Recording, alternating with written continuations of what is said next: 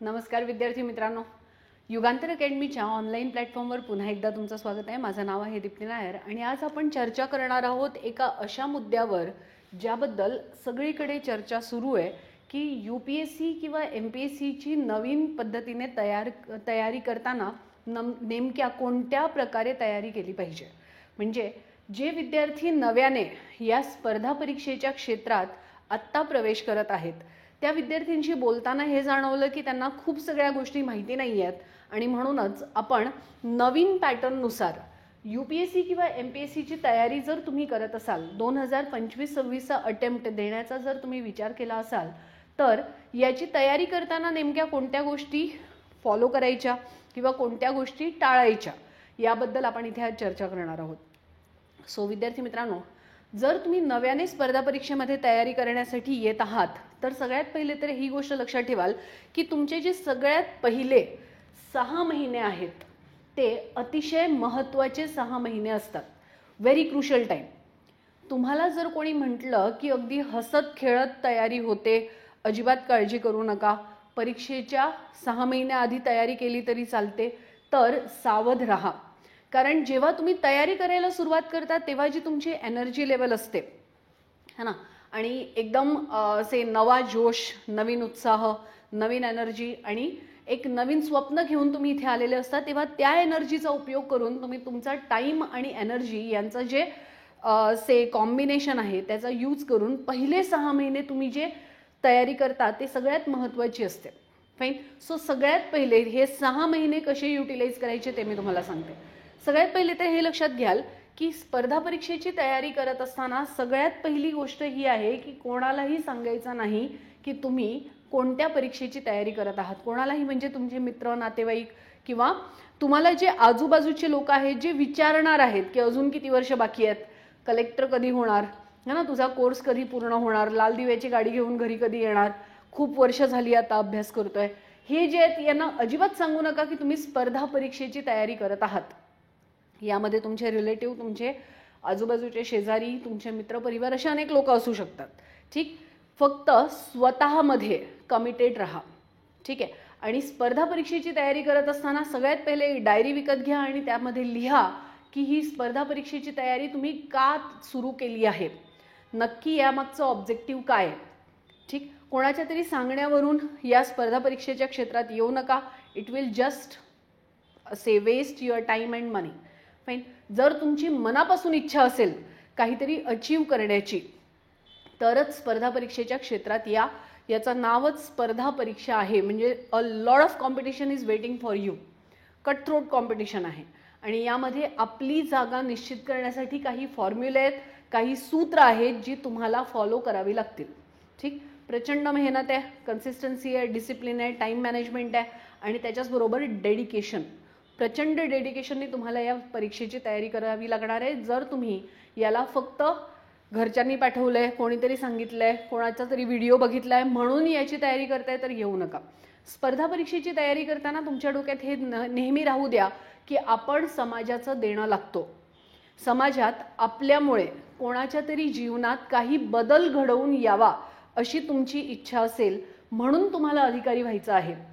आणि मला या कर्तव्याबरोबर अधिकारांची देखील गरज आहे, कारण माझ्याकडे अधिकार असल्याशिवाय मी माझ्या स्वप्न किंवा माझं जे समाजाला काहीतरी पुरवण्याचं किंवा समाजासाठी काहीतरी करण्याचं जे स्वप्न आहे ते पूर्ण होणार नाही याची पूर्ण जाणीव मला आहे. म्हणून मला स्पर्धा परीक्षेच्या माध्यमातून एक उच्च अधिकारी व्हायचं आहे.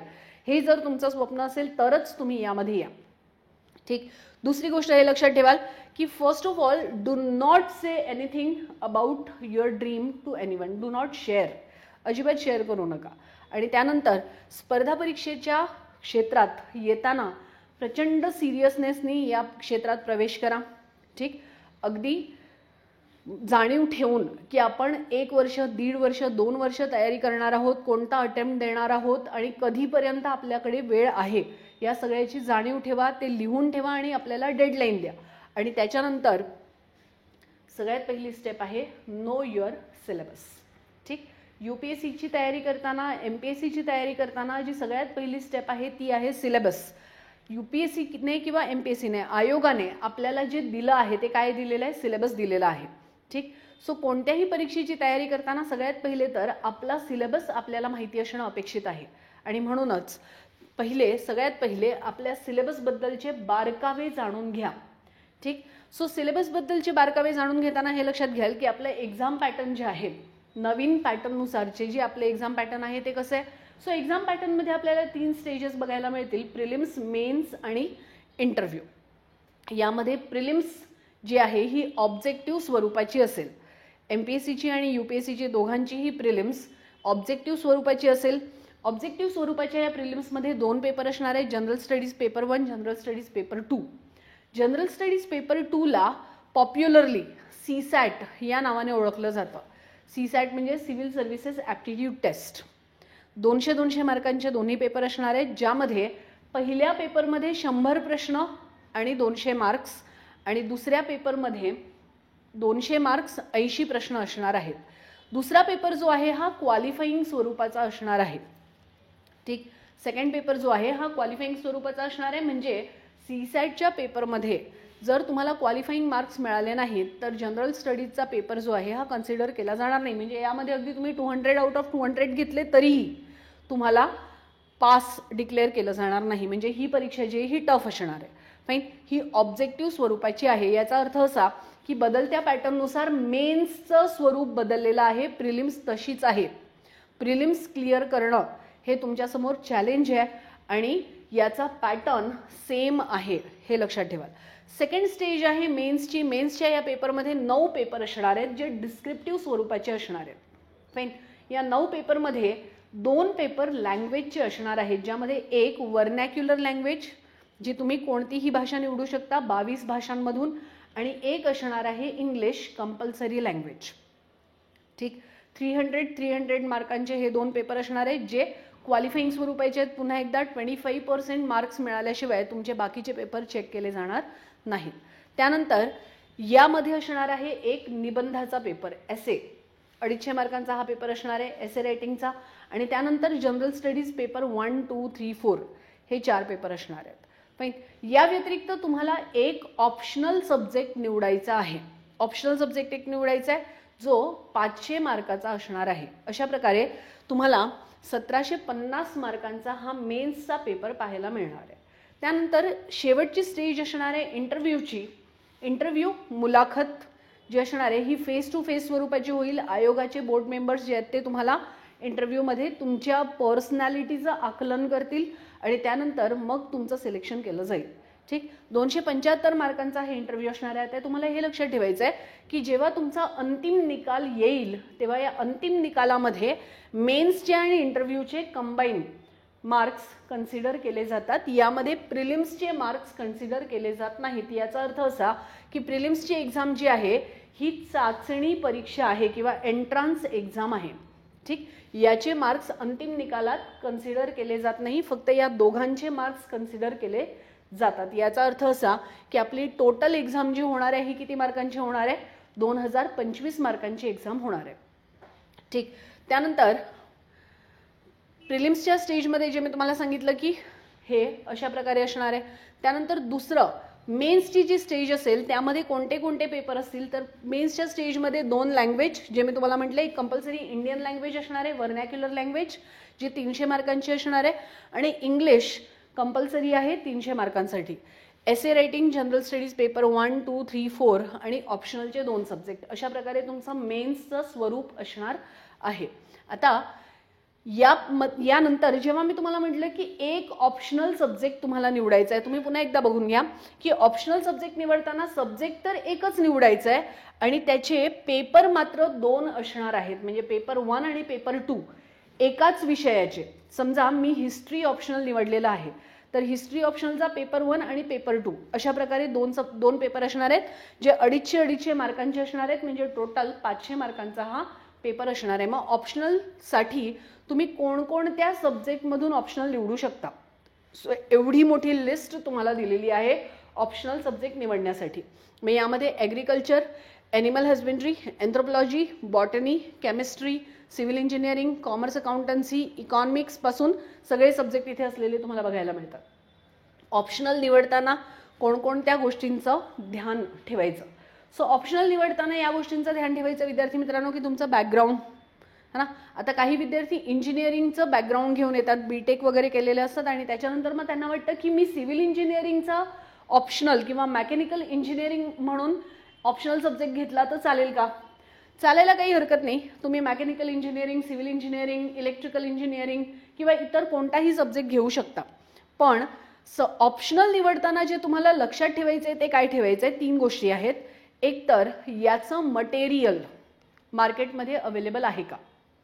एक, तुम्ही ज्या भाषेत पेपर लिहिणार आहात, हिंदी, इंग्लिश, मराठी किंवा कोणत्याही व्हर्नॅक्युलर भाषेमध्ये जर तुम्ही पेपर लिहिणार आहात तर त्या लँग्वेजमध्ये हे मटेरियल अवेलेबल आहे का, हा पहिला प्रश्न.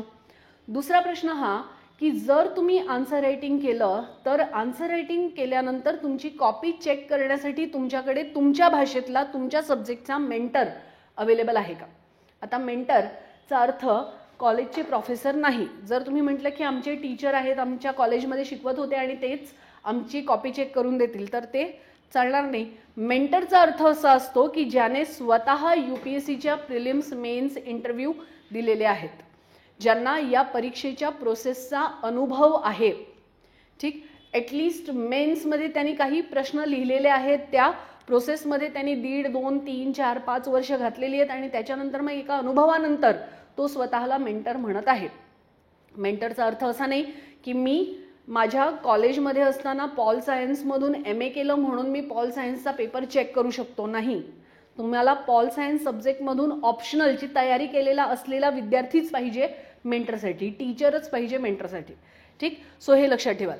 आणि तिसरं हे की तुम्हाला याचं गायडन्स अवेलेबल आहे का.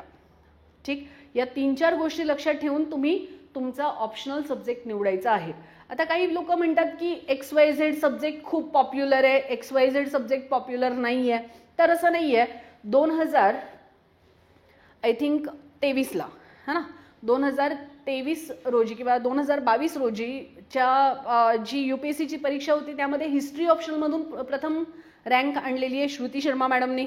त्यानंतर पॉलिटिकल सायन्सची रँक होल्डर आहेत, त्यानंतर सोशियोलॉजीचे रँक होल्डर आहेत, काही इकॉनॉमिक्स बॅकग्राऊंड असलेले देखील रँक होल्डर आलेले तुम्हाला बघायला मिळतात. सो सब्जेक्ट निवडल्यानंतर तुमची रँक कन्फर्म होत नाही.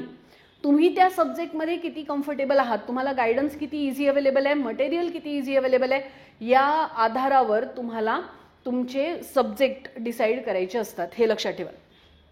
त्यानंतर जर तुम्हाला लिटरेचर ठेवायचं असेल ऑप्शनल सब्जेक्ट म्हणून तर एवढ्या सगळ्या लिटरेचर लँग्वेजमधून तुम्ही आपला ऑप्शनल निवडू शकता. तुम्ही मराठी साहित्य, हिंदी साहित्य, इंग्लिश साहित्य, ओडिया, मल्याळम, मणिपुरी, काश्मीरी वगैरे वगैरे लँग्वेजेसमधून कोणतंही एक लिटरेचर लँग्वेज म्हणून ठेवू शकता. ज्या विद्यार्थ्यांना लिटरेचर म्हणून ऑप्शनल ठेवायची इच्छा आहे त्या विद्यार्थ्यांसाठी ही लिस्ट आहे 23 सब्जेक्टची. ठीक, सो ऑप्शनल तुम्हाला यामधून निवडायचं आहे. त्यानंतर इंटरव्ह्यू स्टेज जी असते त्यामध्ये काय काय विचारलं जातं. सो 275 मार्काची तुमची इंटरव्ह्यूची स्टेज आहे. यामध्ये विशेषतः कशावर लक्ष दिलं जातं तर तुमचा मेंटल अलर्टनेस, तुम्ही किती साऊंड मानसिकतेचे आहात. त्यानंतर क्रिटिकल पॉवर्स ऑफ एसिमिलेशन है ना, तुम्ही किती लवकर इन्फॉर्मेशनला प्रोसेस करू शकता आणि जोडू शकता. तुमचं प्रेझेंटेशन, त्याच्याचबरोबर क्लिअर अँड लॉजिकल एक्सपोजिशन, तुमच्या बोलण्यात तुमच्या भाषेवर किती पकड आहे, किती स्पष्टता आहे, तुमचे थॉट क्लिअरिंग प्रोसेस किती आहे किंवा किती क्लिअर थॉट, क्लिअर ओपिनियन तुमचे आहेत यावर नक्की लक्ष दिलं जातं. बॅलन्स ऑफ जजमेंट, ठीक, एका पक्षाकडे किंवा एका विचाराकडे झुकलेलं तुमचं व्यक्तिमत्व नसावं, बॅलन्स व्यक्तिमत्व असणं अपेक्षित आहे. त्यानंतर तुमची interest, variety and depth of interest, हॉबीवर प्रश्न विचारले जातात. त्यानंतर ability of social cohesion and leadership. ठीक, तुम्ही अधिकारी होणार आहात, मग अधिकारी होण्यासाठी तुम्ही योग्य व्यक्ती आहात का हे इथे नक्कीच चेक केलं जातं. आणि त्याच्याचबरोबर इंटेलेक्च्युअल अँड मोरल इंटिग्रिटी, सत्यनिष्ठा तुमची तपासली जाते. सो अशा प्रकारे तुमचा इंटरव्ह्यू चालतो. ठीक, आता जेव्हा तुम्हाला अभ्यास करायचा असतो किंवा जेव्हा तुम्हाला स्पर्धा परीक्षेची तयारी करायची असते तेव्हा सगळ्यात पहिले काय कराल की तुमच्या सिलेबसला डिकोड करा. जसं इथे तुम्हाला सांगितलेलं आहे की प्रिलिम्सच्या एक्झाममध्ये जनरल स्टडीज पेपर 1 मध्ये कोणकोणते टॉपिक विचारले जातात. सो पेपर 1 मध्ये जनरल स्टडीज पेपर 1 मध्ये है ना एक्झाममध्ये current events, history, Indian and world geography, Indian polity, economy, social development, environment, ecology, biodiversity, climate change आणि जनरल सायन्स हे तुमचे प्रिलिम्सचे प्रश्न आहेत. मग या घटकांवर बेसिकली प्रश्न विचारले जातात. ठीक. त्यानंतर जनरल स्टडीज पेपर 2 मध्ये तुम्हाला 10th लेवलचं, इथे त्यांनी म्हटलेलं हे आहे की basic numeracy of 10th level and data interpretation of 10th level असं सिलेबसमध्ये तुमच्या सांगितलेलं आहे. पण जनरली प्रश्न जे आहेत हे थोड्याशा ॲडव्हान्स लेवलचे तुम्हाला बघायला मिळतात. त्यानंतर decision making, problem solving, general mental ability, logical reasoning, interpersonal skill and communication skill, comprehension या सगळ्यावर तुमचा सीसॅटचा पेपर डिपेंड करतो. ठीक. हा क्वालिफाईंग नेचरचा जरी असला तरी it plays very important role in your prelims exam. 2023चा सीसॅटचा पेपर इतिहासातला सगळ्यात कठीण पेपर होता आणि सीसॅटच्या पेपरमुळे अनेक लोकांची प्रिलिम्स क्लिअर झाली नव्हती. याबद्दल तुम्ही अवगत असालच. फाईन. सो सीसॅट महत्त्वाचा आहे, याला दुर्लक्षित करून चालणार नाही. त्यानंतर मेन्स एक्झाममध्ये तुम्ही बघता की जनरल स्टडीज पेपर 1 आहे. सगळ्यात पहिला पेपर एसेचा असतो. फाईन. मग general studies paper 1. General studies paper 1 मध्ये Indian history, heritage, culture, geography of the world and Indian society हे जे आहेत हे आहेत जनरल स्टडीज पेपर 1चा सब्जेक्ट. ठीक. म्हणजे यावर आधारित तुम्हाला बेसिकली अभ्यास करायचा आहे. त्यानंतर जनरल स्टडीज पेपर 2 मध्ये governance, constitution, polity, social justice आणि इंटरनॅशनल रिलेशन्स हे टॉपिक दिलेले आहेत. ठीक. त्यानंतर जनरल स्टडीज पेपर 3 मध्ये technology, economic development, disaster management, biodiversity, environment आणि इंटरनल सिक्युरिटी हे जे आहेत हे जनरल स्टडीज पेपर 3चे टॉपिक्स आहेत. आणि त्यानंतर जनरल स्टडीज पेपर 4 मध्ये जे तुम्हाला विचारलं जातं ते विचारलं जातं एथिक्स आणि integrity. Ethics, integrity and aptitude हा पेपर आहे जनरल स्टडीज पेपर 4. फाईन. त्यानंतर आता हे झाली आपली पहिली स्टेप की सिलेबस जाणून घ्या. ठीक आहे. सिलेबस जाणून घ्या. सिलेबसची एक कॉपी तुमच्याकडे राहू द्या. त्याबरोबर जर तुमच्याकडे कॉपी नसेल तर युगांतर अकॅडमीला भेट द्या. स्ट्रॅटेजी बुकलेट तुम्हाला मिळेल. त्यामध्ये इंग्लिश आणि मराठी सिलेबस छापलेला आहे. ठीक. डिकोड केलेला आहे, छापलेला आहे. डेली प्लॅनर आहेत. कोणत्या विषयाला किती वेळ दिला पाहिजे हे सगळं तुम्हाला इथून मिळेल. फ्रीमध्ये मिळेल. अत्यंत सेम मेंटरशिप जी आहे ही अत्यंत उत्कृष्ट पद्धतीची आणि फ्री मेंटरशिप आहे. सो स्ट्रॅटेजी बुकलेट जर मिळवायची असेल युगांतर अकॅडमीला नक्की भेट द्या. यामध्ये प्लॅनर आहेत. सकाळी 6 ते रात्री 12 पर्यंत तुम्ही काय काय करता, तुमचे कोणते कोणते सब्जेक्ट वीक आहेत, कोणते सब्जेक्ट स्ट्रॉंग आहेत, या आधारावर तुमची काउन्सिलिंग केली जाते. तुम्हाला प्लान्स दिले जातात. त्याच्याचबरोबर कोणकोणती पुस्तकं वाचायची, बुकलिस्ट दिली जाते. तुम्ही आत्तापर्यंत काय वाचलं आहे, काय वाचायचं आहे, की वीकली टार्गेट, मंथली टार्गेट आणि 15 डेज टार्गेट हे तुम्हाला दिलं जातं फ्रीमध्ये. युगांतर अकॅडमीमध्ये स्ट्रॅटेजी बुकलेट सहित मेंटरशिप फ्री आहे, मोफत आहे. याचा लाभ घ्यायला विसरू नका. हे सगळ्या विद्यार्थ्यांसाठी ओपन आहे. UPSC Marathi medium, UPSC English medium, Marathi medium MPSC आणि Marathi medium other English medium MPSC या सगळ्यांसाठी हे फ्री आहे. याचा लाभ घ्या. आता सगळ्यात महत्त्वाचे जे ते हे आहे की हे तर सगळ्यांना माहिती आहे की सिलेबस माहिती असायला पाहिजे, सिलेबस डिकोडेड असायला पाहिजे, जनरल स्टडीज पेपर 1, 2, 3, 4 मध्ये काय येतं माहिती असायला पाहिजे, एसे रायटिंग ऑप्शनल सगळं माहिती आहे. What is the formula to crack UPSC? UPSC नक्की तुमच्याकडे काय डिमांड करते? सो सगळ्यात पहिले तर लक्षात घ्या विद्यार्थी मित्रांनो, माझं एक वाक्य तुम्ही नेहमी लक्षात ठेवा. जोपर्यंत तुमचं सिलेक्शन होत नाही तोपर्यंत लक्षात ठेवा की UPSC is not about your knowledge. UPSC तुमच्याकडे तुमचं नॉलेज चेक करण्याची एक्झाम नाही, है ना. UPSC checks your personality. UPSC is exam of personality. तुम्ही किती पुस्तकं वाचली आहेत, कोणाकडून गायडन्स घेतला आहे किंवा तुम्हाला किती आठवतं हा सेकंडरी पार्ट आहे. Fine. This is about your personality. Now personality means what? पर्सनॅलिटीचा अर्थ असा आहे की what ever information you are gathering from books, from notes, from newspaper, from NCERT, state board, class notes, guidance, everywhere, है ना. What ever information you are gathering, you have to process that information. तुमची ती information process करून तुम्ही ती answer रायटिंगमध्ये कशा प्रकारे use करत आहात, है ना. तुम्ही ही आन्सर रायटिंगमध्ये कशा प्रकारे यूज करत आहात, तुमचं प्रेझेंटेशन कसं आहे, या आधारावर तुमची एक्झाम चेक केली जाते. This is not about your knowledge की तुमचं पाठांतर किती आहे. ही एक्झाम ॲनालिसिसची एक्झाम आहे, विश्लेषण करण्याची एक्झाम आहे, थिंकिंग प्रोसेस तुमची डेव्हलप करणारी एक्झाम आहे. UPSCचा सिलेबस जर तुम्ही नीट बघितला तर तुमच्या लक्षात येईल की तुमच्या UPSCच्या सिलेबसमध्ये यांनी जनरल स्टडीज पेपर 1 मध्ये काय सांगितलेलं आहे, हिस्ट्री, जिओग्राफी, इंडियन सोसायटी.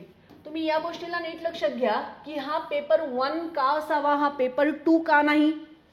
कारण until understanding history of your nation you cannot frame the policies for the people.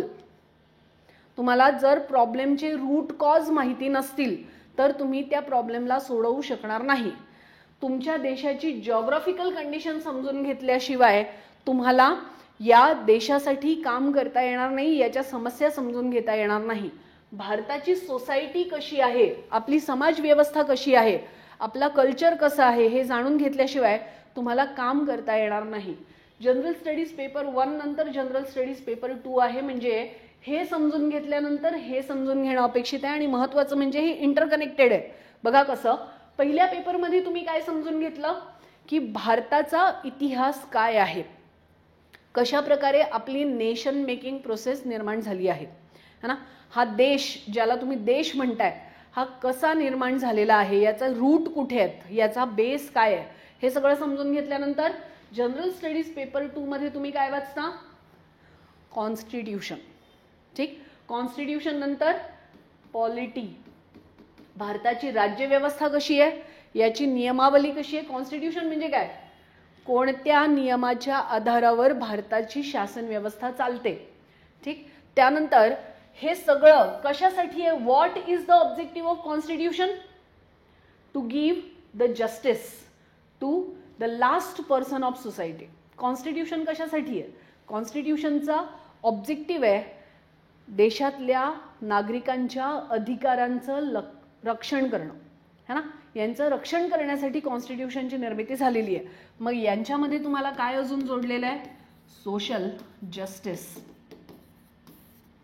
Social justice, social justice म्हणजे काय की समाजातले जे दुर्बल घटक आहेत, मग दुर्बल घटक कोण आहेत, विमेन, है ना, विमेन आहेत.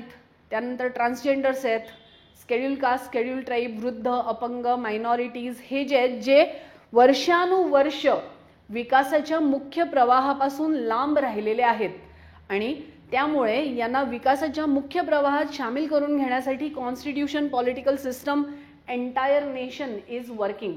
Social justice, fine. त्यानंतर इथे अजून एक काय आहे, इंटरनॅशनल रिलेशन्स. भारताचे शेजारी राष्ट्रांशी, अन्य राष्ट्रांशी असलेले संबंध कसे आहेत याबद्दल तुम्हाला डिटेल इन्फॉर्मेशन जाणून घेणं अपेक्षित आहे. आणि त्यानंतर मग आहे तुमचं general studies paper 3. General studies paper 3 यामध्ये economic development, disaster management, internal security, biodiversity, environment, science, technology हा सगळा पार्ट इथे आलेला तुम्हाला पाहायला मिळतो. आणि मग GS पेपर 4 मध्ये तुम्हाला काय सांगितलेलं आहे, एथिक्स आणि इंटिग्रिटी. म्हणजे जर तुम्हाला ऑफिसर व्हायचं असेल तर पहिले तर तुम्हाला देशाची इतिहास, भूगोल, constitution, polity, IR, social justice, Indian society हे सगळं जाणून घेणं अपेक्षित आहे. इकॉनॉमी वगैरे जाणून घेणं अपेक्षित आहे. याने तुम्हाला नॉलेज तर प्राप्त झालं, पण या नॉलेज बरोबरच, या पॉवर बरोबरच तुम्हाला सत्यनिष्ठा देखील अपेक्षित आहे. सत्यनिष्ठा, एथिक्स, नैतिकता, तुमचा व्यवहार नैतिक असणं अपेक्षित आहे. कळतंय. सो अशा प्रकारे तुमचा पेपर डिझाईन केलेला आहे. म्हणजे UPSCचा सिलेबस जर तुम्ही बघितला तर तुमच्या हे लक्षात येईल की हा सिलेबस जो डिझाईन झालेला आहे हा एक्सपर्ट्सने डिझाईन केलेला आहे आणि पर्सनॅलिटी चेंज करणारा सिलेबस आहे.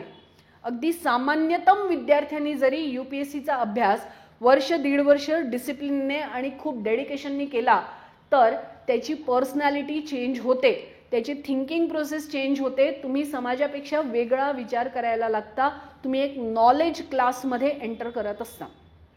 ठीक.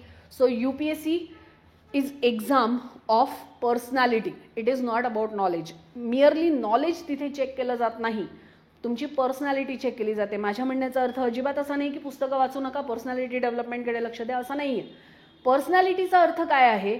पर्सनॅलिटीचा अर्थ असा आहे की तुम्ही इन्फॉर्मेशनला कसं प्रोसेस करताय, किती फास्ट प्रोसेस करताय, प्रेझेंट कसं करताय, स्ट्रेस मॅनेजमेंट, अँगर management, time management, decision making, है ना, या सगळ्यावर तुम्हाला सगळ्यात पहिले लक्ष द्यायचं आहे. जे म्हटलं ना सुरुवातीचे 6 महिने, हे सुरुवातीचे 6 महिने खूप क्रुशल असतात आणि या सुरुवातीच्या 6 महिन्यांमध्ये तुम्ही जर डिसिप्लिन मेंटेन केलं, टाईम मॅनेजमेंट मेंटेन केलं, नोट्स मेकिंगची आर्ट शिकून घेतली, तर कॉन्टेंटवर तुम्ही काम केलं, कॉन्टेंट जमा केलं, तुमचा बेस फाउंडेशन मजबूत केलं, तर UPSC सोपी होऊन जाते.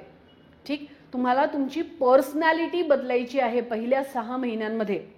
ठीक. काही विद्यार्थ्यांचं म्हणणं असतं की मी तर कॉलेजचा टॉपर होतो, शाळेचा टॉपर होतो, 99% मार्क्स आहेत, माझ्यासाठी तर UPSC इझी आहे. सो सगळ्यांसाठी UPSCची एक्झाम सेम प्रकारची आहे. तुम्ही टॉपर आहात, तुम्ही 35 मार्क्स होल्डर आहात, तुम्ही 65 मार्क्स होल्डर आहात, सेकंड क्लास आहात किंवा फर्स्ट क्लास आहात, सगळ्यांसाठी एकाच रेषेवरून स्पर्धा सुरू होते, हे लक्षात ठेवा. ठीक. आणि या UPSCच्या एक्झाममध्ये सगळ्या विद्यार्थ्यांकडनं एकच अपेक्षा असते, जी आहे content is king. Content is king. तुमच्याकडे भरपूर कॉन्टेंट असणं अपेक्षित आहे. 360 डिग्री ॲनालिसिस, प्रत्येक विषयाचं सखोल ज्ञान, विश्लेषण, परीक्षण, समीक्षात्मक परीक्षण. ठीक. एका बाजूला झुकलेले तुमचे विचार नाही, 360 डिग्रीमध्ये बॅलन्स, अप्रोच, हे सगळं जे आहे हे महत्त्वाचं आहे. सो जे तुम्ही वाचाल, स्टेट बोर्ड वाचा, NCERT वाचा, न्यूजपेपर वाचा, पुस्तकं वाचा, रेफरन्स बुक वाचा, जे काही तुम्ही वाचाल त्यामध्ये कॉन्टेंट इज किंग, हे लक्षात ठेवा. Keep your eyes and ears open to the information that is coming to you. This is what content. कॉन्टेंटचा अर्थ असा नाही की तुम्ही खूप मोठे मोठे रेफरन्स बुक वाचून कॉन्टेंट जमा करत आहात, नाही. UPSCच्या 4ही पेपरचं नाव तुम्ही काय वाचलं? General studies. जनरल स्टडीजचा अर्थ असा आहे की एखाद्या सामान्य व्यक्तीला, एखाद्या सामान्य माणसाला, कोणतंही बॅकग्राऊंड नसलेल्या माणसाला त्या टॉपिकबद्दल जितकं माहिती असायला पाहिजे तितकंच तुमच्याकडनं अपेक्षित आहे. तुमच्याकडनं विशेष ज्ञान अपेक्षित नाही. ठीक. जनरल स्टडीजचा अर्थ आहे अगदी सामान्य भाषेत तुम्हाला प्रस्तुत करायचं आहे की तुम्हाला काय समजलं, पण पुन्हा एकदा तुम्हाला काय समजलं, पुस्तकी भाषा अवॉइड करायची आहे. ठीक. So you have to write in your own words, your opinion matters, हे लक्षात ठेवाल.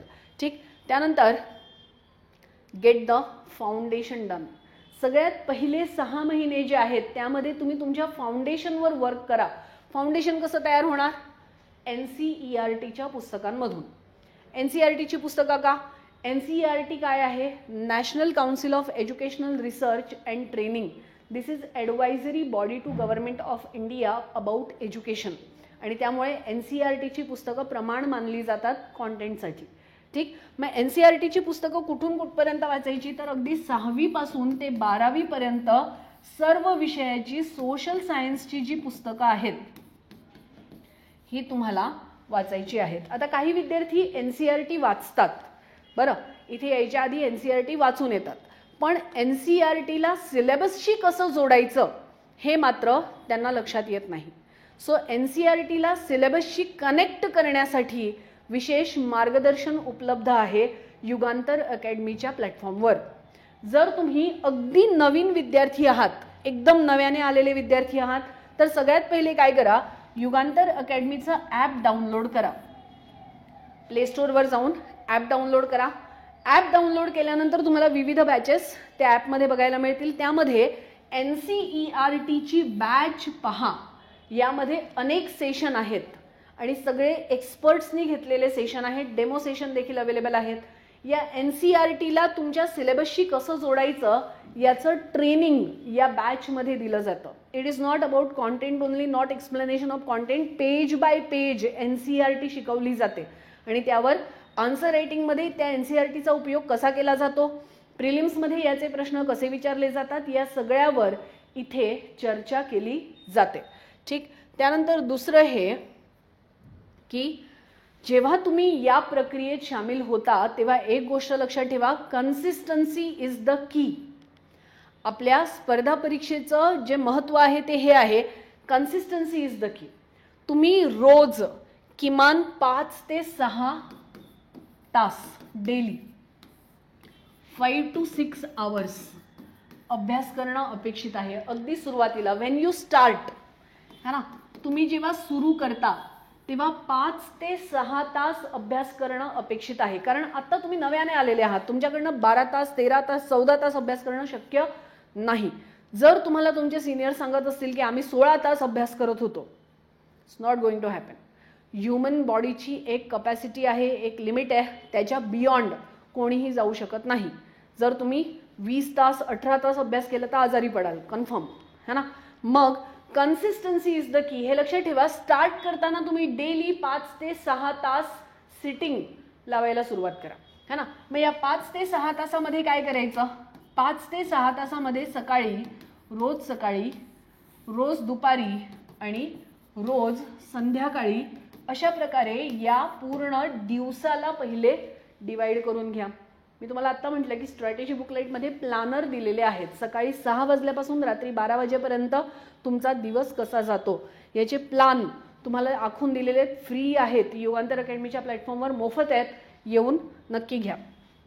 सकाळचा जो तुमचा टाइम असतो हा जास्त प्रोडक्टिव्ह टाइम असतो, है ना. कॉन्सन्ट्रेट जास्त लवकर करता येतं. मग इथे काय करायचं, इथे तुम्ही कॉन्टेंट कलेक्शनचं काम करायचं. ठीक. इथे कॉन्टेंट कलेक्शनचं काम करायचं. कॉन्टेंट कलेक्शन म्हणजे काय, तुम्ही पुस्तकं वाचा, न्यूजपेपर वाचा, तुम्ही NCERT स्टेट बोर्ड वाचा, तुम्हाला काय पाहिजे ते वाचा, पण इथे तुम्ही काय करा की कॉन्टेंट कलेक्ट करा. इथे आल्यानंतर थोडंसं तुमची एनर्जी डाऊन झालेली असते, है ना. मग इथे काय करायचं, इथे हा जो कलेक्ट केलेला कॉन्टेंट आहे यावर प्रोसेस करायला सुरुवात करायची. मग कॉन्टेंट प्रोसेसिंग म्हणजे काय, कॉन्टेंट प्रोसेसिंगचा अर्थ असा आहे की हे जे काही तुम्ही वाचलं आहे हे तुम्हाला तुमच्या एक्झाममध्ये कशा प्रकारे विचारलं जातं याचा अभ्यास करा. ठीक. जे तुम्ही वाचलं त्यातून प्रश्न कसे आले आहेत हे एकदा पाहायचं, लिहायचं काहीच नाही, फक्त पाहायचं. फाईन. आणि इव्हिनिंग येता येता काय करायचं, इव्हिनिंग येता येता आज दिवसभर जे तुम्ही केलं त्याचं एकदा रिव्हिजन करायचं. ठीक. ही सुरुवात आहे. स्टार्ट करताना अशा प्रकारे स्टार्ट करा. पहिले 6 महिने 5 ते 6 तास तुम्ही अभ्यास करायला सुरुवात करा. आपोआप हळूहळू तुम्हाला याची सवय लागायला लागेल आणि सवय लागल्यानंतर लक्षात ठेवाल की यात कन्सिस्टंट राहायचं. Consistency is very very important. Consistent राहायचं, सातत्य मेंटेन करायचं. तुम्ही अजिबात या पूर्ण प्रोसेसमध्ये ब्रेक पडू द्यायचा नाही. हे लक्षात घ्याल की ह्युमन ब्रेन इव्हॉल्युशन करत आहे, है ना. आपण नेहमी म्हणतो ना की आपली पिढी जी गेली, आपल्या मागची पिढी जास्त हुशार आहे. जे नवीन मुलं जन्माला येत आहेत ती जास्त हुशार आहे. AI जनरेशन आहे, है ना. यांना लवकर लॅपटॉप कळतो, लवकर कम्प्युटर कळतो, इंटरनेट लवकर कळतं, इंटरनेट इझी हाताळता येतं. ठीक. Human brain is evolving, right. आणि या इव्हॉल्युशनच्या प्रोसेसमध्ये सामील होण्यासाठी सगळ्यात महत्त्वाचं काय आहे, कन्सिस्टन्सी. जर कन्सिस्टंटली तुम्ही एखाद्या विषयाचा अभ्यास करत राहिला तर तुम्हाला तो विषय हळूहळू डिकोड व्हायला लागतो. पण त्यासाठी काय करावं लागेल, कन्सिस्टंटली त्याचा अभ्यास करावा लागेल. कोणाचाही बर्थडे, दिवाळी, गणपती, शादी समारोह आणि या सगळ्यामध्ये काय होतं की तुम्ही जर या कन्सिस्टन्सीला ब्रेक केलं, 8-10 दिवसाचा गॅप पडला तर तुम्हाला पहिल्यापासून सगळं पुन्हा रिस्टार्ट करावं लागेल.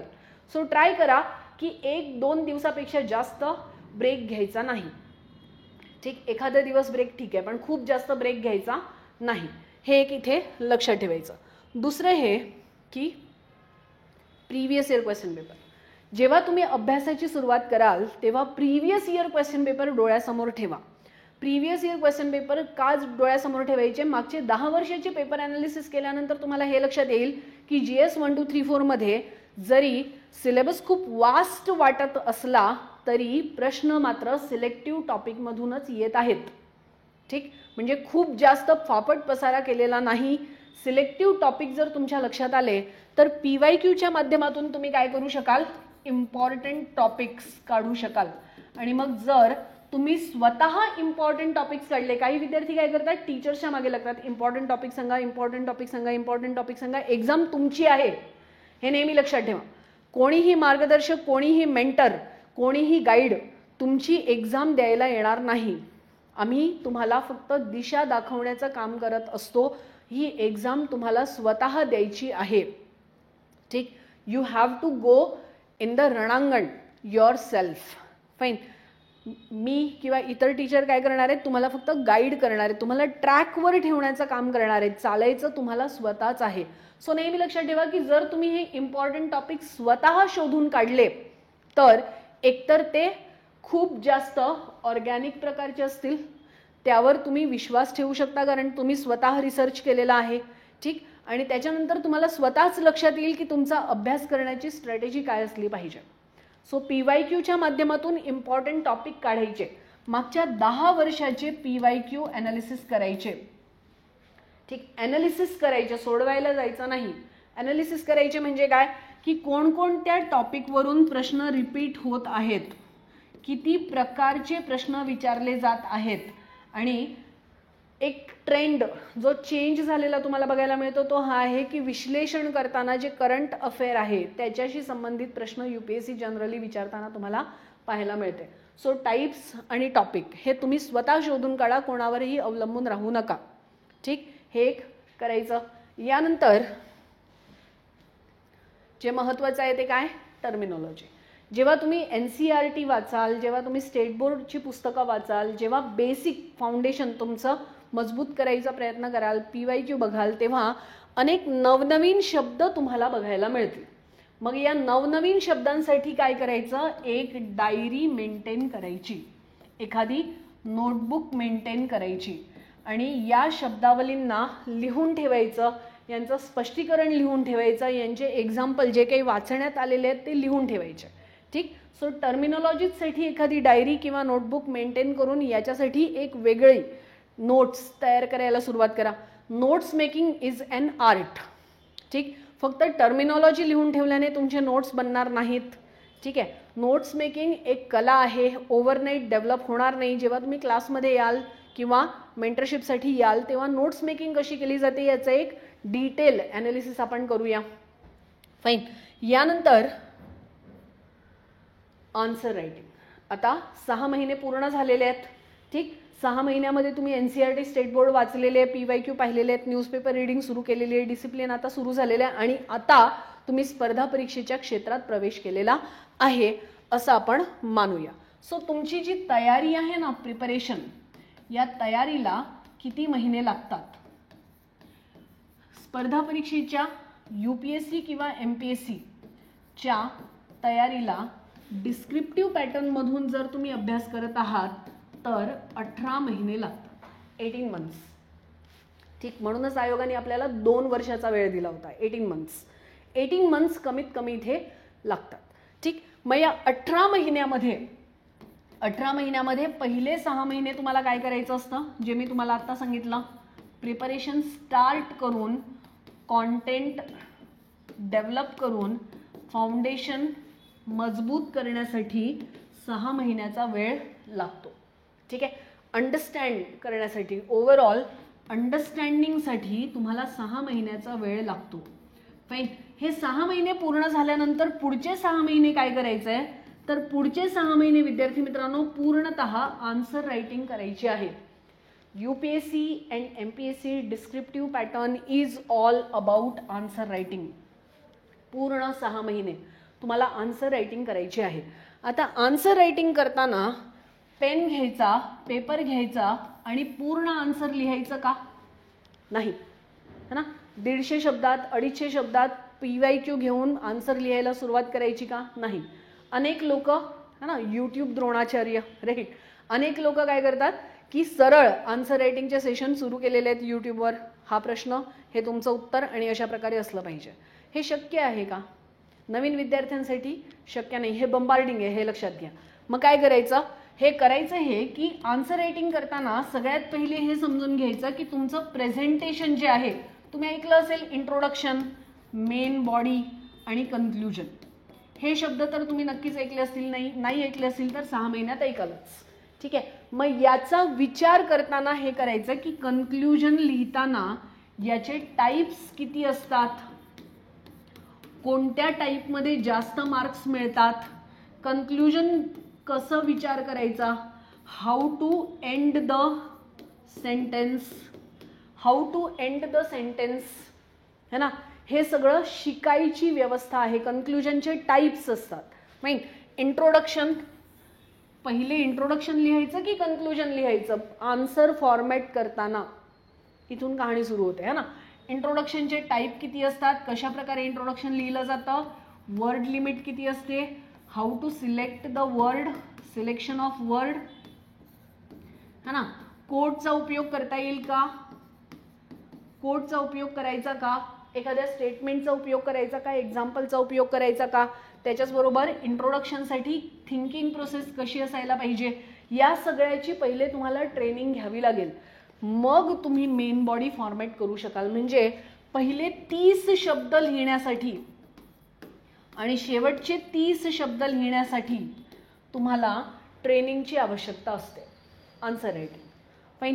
प्रत्येक विषयात GS 1, 2, 3, 4 ऑप्शनल या सगळ्यांचे इंट्रोडक्शन, कन्क्लुजन लिहिण्याचे प्रकार शिकून घ्यावे लागतील.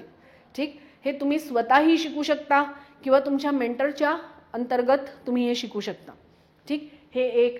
त्यानंतर मेन बॉडी लिहिण्यासाठी फॉर्मॅटिंग, आन्सरचं फॉर्मॅटिंग कसं करायचं, यात फ्लो चार्ट कसे बनवायचे, डायग्राम कसे बनवायचे, कोणत्या प्रश्नाला कशा प्रकारचा डायग्राम बनवायचा, सगळीकडे सेम डायग्राम बनवायचे का, लिमिटेड शब्दामध्ये आपले आन्सर कसे प्रस्तुत करायचे, हे सगळं तुम्हाला शिकून घ्यावं लागेल. ठीक आहे. आणि हे सगळं कसं शिकवलं जाईल, तर याच्यासाठी तुम्ही सेल्फ स्टडी देखील करू शकता. असं काही नाही की तुम्हाला शिकवल्याशिवाय शिकताच येणार नाही. You can go with your mentors, तुम्ही सेल्फ स्टडी करू शकता. त्याचबरोबर तुम्ही स्वतः काहीतरी नवीन क्रिएटिव्हिटी करून आन्सर रायटिंग करू शकता. तुम्ही स्वतःचा अप्रोच स्वतः डेव्हलप करू शकता. याच्यासाठी तुम्हाला क्लास लावलाच पाहिजे अशी काही अपेक्षा नाही, हे पहिले लक्षात ठेवा. सेल्फ स्टडी करून डिस्क्रिप्टिव्ह पॅटर्नचा अभ्यास करता येतो, 100% करता येतो. क्लासेसचा रोल काय असतो, क्लासेसचा रोल असतो दिशा दाखवणं, मार्गदर्शन करणं. ठीक, सेल्फ स्टडी करून जिथे तुम्हाला 3 वर्ष लागतील अभ्यास करायला, ते 1 वर्षात क्लासेसच्या माध्यमातून करता येईल. क्लासेसचा रोल गायडन्स करणं हा आहे. नेमकी परीक्षा तुमची आहे, हे सगळं तुम्हालाच करायचं आहे. फक्त कसं करायचं हे सांगण्याचं काम इथे एक्सपर्ट टीचर्स करत असतात. कळतंय? ठीक. सो युगांतरच्या प्लॅटफॉर्मवर जर तुम्हाला गायडन्स हवं असेल तर युगांतर अकॅडमीच्या प्लॅटफॉर्मवर 15 मे पासून एक बॅच सुरू होते आहे, रणांगण बॅच, है ना. ही रणांगण 2.0 म्हणजे सेकंड बॅच आहे. पहिली बॅच कंप्लीट झालेली आहे मागच्या वर्षी. फाईन. या रणांगण बॅचच्या विद्यार्थ्यांचा अनुभव पाहता हे लक्षात आलेलं आहे की विद्यार्थ्यांना काय काय प्रॉब्लेम येतात, कुठे कुठे प्रॉब्लेम येतात, कशा प्रकारे डिस्क्रिप्टिव्ह पॅटर्नमध्ये अगदी बेसिकपासून त्यांना अपलिफ्ट करावं लागतं, यांना कॉन्टेंट डेव्हलपमेंटसाठी कशा प्रकारची ट्रेनिंग अपेक्षित आहे, है ना, यांचे कशा प्रकारे आन्सर रायटिंग एनरिचमेंट प्रोग्राम घ्यावे लागतील, व्हॅल्यू एडिशन करावं लागेल, हे सगळं जाणून एक प्रॉपर कोर्स तयार केलेला आहे, ज्यामध्ये 12 टीचर्सची, 12 एक्सपर्ट्सची टीम तुम्हाला मेंटरशिपसाठी आणि गायडन्ससाठी अवेलेबल आहे. ठीक. हे 12 एक्सपर्ट्स ते आहेत ज्यांनी स्वतः UPSCचा प्रिलिम्स, मेन्स, इंटरव्ह्यूची प्रोसेस क्रॉस केलेली आहे. काहींना अनेक इंटरव्ह्यूचे अनुभव आहेत, काहींनी खूप सगळे मेन्स लिहिलेले आहेत, काही या क्षेत्रात 10 वर्ष 15 वर्षांपासून कार्यरत आहेत डिस्क्रिप्टिव्ह पॅटर्नमध्ये. ठीक. ज्यांनी आपापल्या सब्जेक्टवर चांगली पकड मजबूत केलेली आहे आणि त्यांना त्या सब्जेक्टचं 360 डिग्री ॲनालिसिस करता येतं, असे टीचर्स इथे अवेलेबल आहेत तुमच्या गायडन्ससाठी. ठीक. हा क्लास तुम्ही जॉईन कराच असं अजिबात अपेक्षित नाही. तुम्ही सेल्फ स्टडी करून देखील डिस्क्रिप्टिव्ह पॅटर्नचा अभ्यास करू शकता. गायडन्ससाठी, मेंटरशिपसाठी तुम्ही युगांतरला भेट द्या. रणांगण बॅच सुरू होते, त्याचा लाभ घ्या. आता हे लक्षात घ्या, रिव्हिजन, या सगळ्यामध्ये रिव्हिजन खूप जास्त महत्त्वाची आहे, है ना. तुम्ही जे काही करत आहात, अगदी वर्षभर 1.5 वर्ष जे काही करत आहात, त्या सगळ्यामध्ये रिव्हिजन खूप जास्त महत्त्वाची असणार आहे. पहिले 6 महिने तुम्ही फाउंडेशनला दिले, दुसरे 6 महिने तुम्ही आन्सर रायटिंगला दिले, शेवटचे 6 महिने जे असतील त्यामध्ये तुम्हाला रिव्हिजन करायची असते. मग ही रिव्हिजन करताना लक्षात ठेवाल विद्यार्थी मित्रांनो, की जर तुम्हाला कोणी म्हणत असेल की डिसेंबर जानेवारी नंतर आमच्याकडे प्रिलिम्सच्या बॅचेस सुरू होतात किंवा प्रिलिम्सचा अभ्यास सुरू करायचा, तर हे लक्षात ठेवाल की जर तुम्ही अभ्यास सुरू करत आहात आता मे मध्ये, मे ते डिसेंबर, डिसेंबर ते मे, अशा प्रकारे तुमचे 12 महिने झाले, है ना. मग अपेक्षा ही आहे की तुम्ही जानेवारीपासूनच अभ्यास सुरू करायला पाहिजे. मी तुम्हाला म्हटलं की रणांगण 2.0 बॅच सुरू झालेली आहे, है ना. पहिली जी आहे ती इथून सुरू झालेली आहे, 21 जानेवारीलाच बॅच सुरू झाली होती. ठीक, इथे फाउंडेशन क्लिअर केलं गेलेलं आहे. आता हे विद्यार्थी काय करणार, आता हे विद्यार्थी आन्सर रायटिंगमध्ये प्रवेश करत आहेत. मग हे जे असतील हे काय करतील, हे याला 2 पार्टमध्ये डिवाइड करणार, रिव्हिजन आणि MCQ. ठीक, याचा अर्थ काय, याचा अर्थ असा की प्रिलिम्सचा वेगळा अभ्यास केला जात नाही. ठीक, प्रिलिम्सचा वेगळा अभ्यास नसतो. प्रिलिम्सचा अभ्यास मेन्सच्या अभ्यासातूनच काढायचा असतो. जे तुम्ही मागच्या या सगळ्या प्रोसेसमध्ये केलं ना, content, information, process, knowledge, MCQ, previous year question paper, यातूनच तुम्हाला तुमच्या प्रिलिम्सची तयारी करायची असते. ठीक, इथूनच तुम्हाला कॉन्टेंट मिळतो ज्याला प्रोसेस करून तुम्ही प्रिलिम्सची तयारी करत असता. फक्त जेव्हा तुम्ही फेब्रुवारी क्रॉस करता, फेब्रुवारी मार्च नंतर काय करायचं, फेब्रुवारी मार्च नंतर डेली 500 MCQ चा अभ्यास करायचा, 500 MCQ डेली. ठीक, तर तुम्ही प्रिलिम्स पास व्हाल, हे लक्षात ठेवा. ठीक आहे, म्हणजे रोज 100 MCQ नाही, 500 MCQ डेली करावे लागतील. पण त्याच्यासाठी काय करावं लागेल, त्यासाठी इथे दर संडेला तुमची एक टेस्ट ऑब्जेक्टिव्हची होत असते, दर सॅटरडेला तुमची एक टेस्ट डिस्क्रिप्टिव्हची होत असते युगांतर अकॅडमीमध्ये, रणांगणच्या प्लॅटफॉर्मवर. ठीक, रणांगण बॅचमध्ये दर सॅटरडेला आन्सर रायटिंग, दर संडेला ऑब्जेक्टिव्हची टेस्ट घेतली जाते. रोज, आठवड्यातून रोज आपण काय करतो की जे जे टॉपिक झालेले आहेत त्यावर 20 MCQ तुम्हाला दिले जातात अभ्यासासाठी, सोडवण्यासाठी. ठीक, इथून तुम्ही काय करत असता की प्रिलिम्सची सायमल्टेनियसली अभ्यास तुमचा इथे सुरू झालेला असतो. ठीक, अशा प्रकारे स्ट्रॅटेजीबद्ध जर तुम्ही काम केलं तर तुम्ही एक्झामच्या जवळ जाता. सो आमचं काम आहे तुम्हाला गायडन्स देणं, आणि या गायडन्सच्या माध्यमातून तुम्हाला एक्झामपर्यंत पोचायचं आहे, रिझल्टपर्यंत पोचायचं आहे. लक्षात घेईल विद्यार्थी मित्रांनो, तुमच्याकडे असलेला जो वेळ आहे तो आन्सर रायटिंगसाठी यूज करून ही आर्ट ऑफ आन्सर रायटिंग तुम्हाला डेव्हलप करायची आहे. काही लोक काय करतात, अगदी पहिल्या दिवसापासून आन्सर रायटिंग सुरू करतात. क्लासेस सुरू झाले, आठवडा झाला, लिहा, आता तुम्ही लिहायला सुरुवात करा. अरे कसं लिहिणार, तुम्हाला इंट्रोडक्शन माहिती नाही, तुम्हाला कन्क्ल्युजन माहिती नाही, आन्सर फॉर्मॅटिंग माहिती नाही, कॉन्टेंट कसा प्रोसेस करायचा माहिती नाही. How would you right?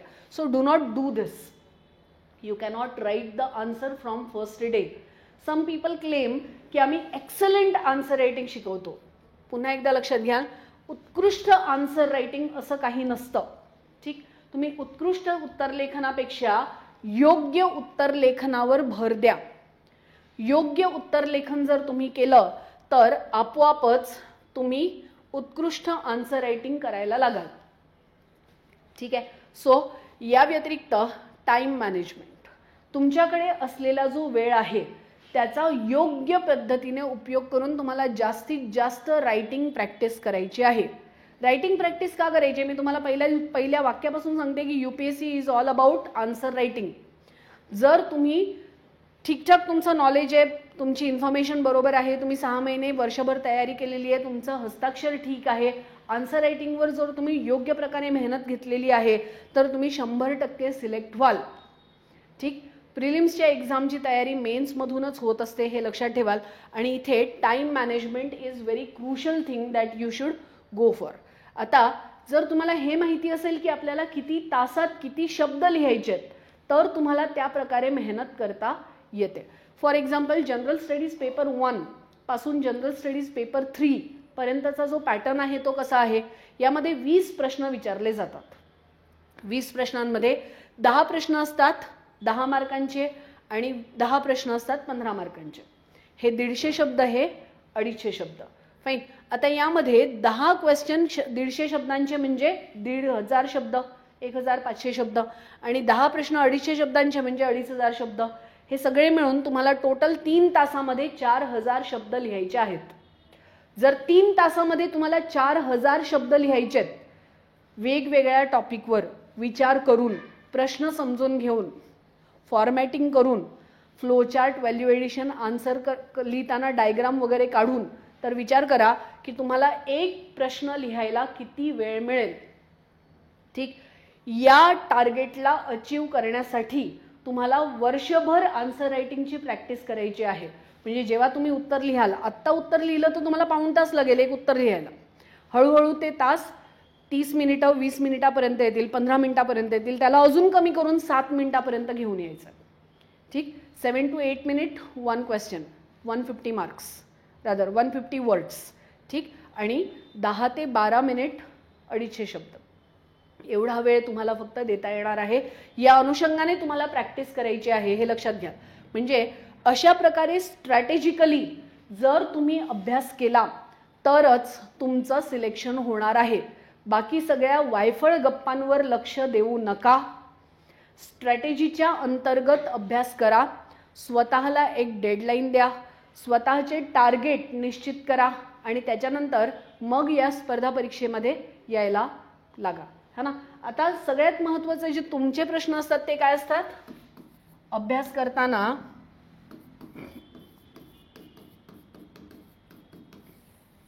आम्ही मराठी माध्यमातून तयारी करत आहोत, आम्हाला मराठी माध्यमातली बुकलिस्ट सांगा, असे कॉमेंट कन्फर्म येणार मला माहिती आहे. है ना. सो बुकलिस्टमध्ये हे लक्षात घ्याल की जर तुम्ही इंग्रजी माध्यमातून अभ्यास करत आहात किंवा जर तुम्ही मराठी माध्यमातून अभ्यास करत आहात, तर इंग्रजी माध्यमातून अभ्यास करणाऱ्या विद्यार्थ्यांना सगळ्यात पहिले NCERT 6वी ते 12वी याचा अभ्यास करायचा आहे. आता 6वी ते 12वीच्या NCERT मध्ये कोणकोणती पुस्तकं महत्त्वाची आहेत, है ना. त्यानंतर कोणकोणते चॅप्टर महत्त्वाचे आहेत, यापैकी किती पेजेस महत्त्वाचे आहेत, हे सगळं तुम्हाला NCERTच्या बॅचमध्ये सांगितलेलं आहे. डेमो सेशन उघडून पहा.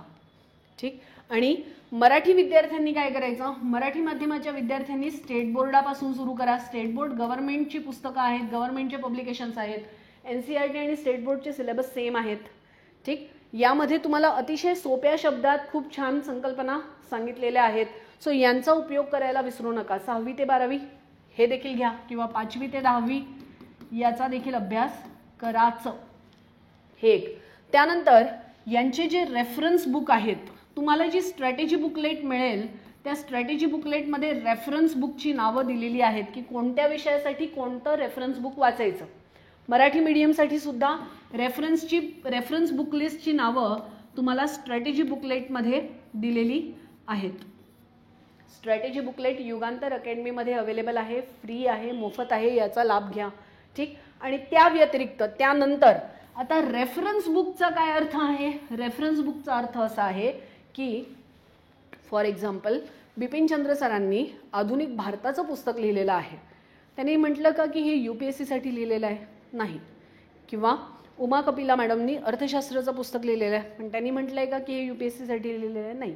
त्यांनी अर्थशास्त्र लिहिलं, यांनी इतिहास लिहिलं. ठीक. काहींनी पॉलिटी लिहिलेलं आहे. सो याच्यातून आपल्या सिलेबसला तुम्हाला काढायचं असतं. रेफरन्स बुकचा काय अर्थ आहे, you are referring this book for your syllabus. पण विद्यार्थी काय करतात, पहिल्या पानापासून 1000 पानं पूर्ण वाचून टाकतात. मग लक्षातच येत नाही की यातून घ्यायचं काय आणि सोडायचं काय, कोणते कोणते चॅप्टर इम्पॉर्टंट आहेत. मग याच्यासाठी काय केलेलं आहे की युगांतर अकॅडमीच्या कॉन्टेंट टीमने इंग्लिश आणि मराठी अशा दोन्हीही मीडियममध्ये GS 1, 2, 3 आणि 4 चे नोट्स डेव्हलप केलेले आहेत. प्रत्येक ऑप्शनल सब्जेक्टसाठी युगांतर अकॅडमीमध्ये जे जे ऑप्शनल सब्जेक्ट अवेलेबल आहेत यामध्ये आहे PSIR, हिस्ट्री, सोशलॉजी, ॲग्रिकल्चर आणि भूगोल. ठीक, ह्या पाचही ऑप्शनल टीचर्सनी स्वतःचे नोट्स डेव्हलप केलेले जे तुम्हाला प्रिंटेड फॉर्ममध्ये मिळतील, इंग्लिश आणि मराठी दोन्ही. फाईन. GS 1, 2, 3, 4 चे इंग्लिश आणि मराठी नोट्स अवेलेबल आहेत. NCERT बॅचमध्ये डिक्टेशन दिलेले आहेत की कुठे कुठे महत्त्वाचे टॉपिक्स आहेत. फाईन. अशा प्रकारे पूर्ण कॉन्टेंट रेडी आहे युगांतर अकॅडमीमध्ये. ठीक आहे. सो मराठी विद्यार्थ्यांना डिस्क्रिप्टिव्ह पॅटर्नमध्ये जो सगळ्यात महत्त्वाचा प्रश्न आहे की वाचायचं काय, तर रेफरन्स बुकची लिस्ट आहे, क्लास नोट्स आहेत, स्टेट बोर्ड आहेत, सगळं मटेरियल रेडी आहे. इथे इंग्लिश मीडियमसाठी रेफरन्स बुक आहेत, NCERT आहेत, क्लास नोट्स आहेत, सगळं मटेरियल रेडी आहे. आणि या सगळ्याचा लाभ घ्यायला 15 मे रोजी रणांगण बॅच सुरू होत आहे. 15 मे 2024 संध्याकाळी 5:30 वाजता ऑनलाईन आणि ऑफलाईन दोन्ही प्रकारे या बॅचेसची सुरुवात होत आहे. याचा लाभ घ्यायला विसरू नका. आणि त्याच्याचबरोबर डिस्क्रिप्टिव्ह पॅटर्नचं अभ्यास करताना किंवा MPSCचा पॅटर्न जरी डिस्क्रिप्टिव्ह असला तरी यामुळे जास्त संधी उपलब्ध होणार आहेत.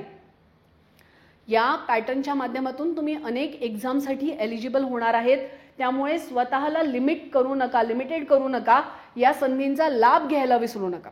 तुम्ही सेंट्रल गव्हर्नमेंटच्या अनेक एक्झाम देऊ शकाल जर डिस्क्रिप्टिव्ह पॅटर्नमधून तयारी केली.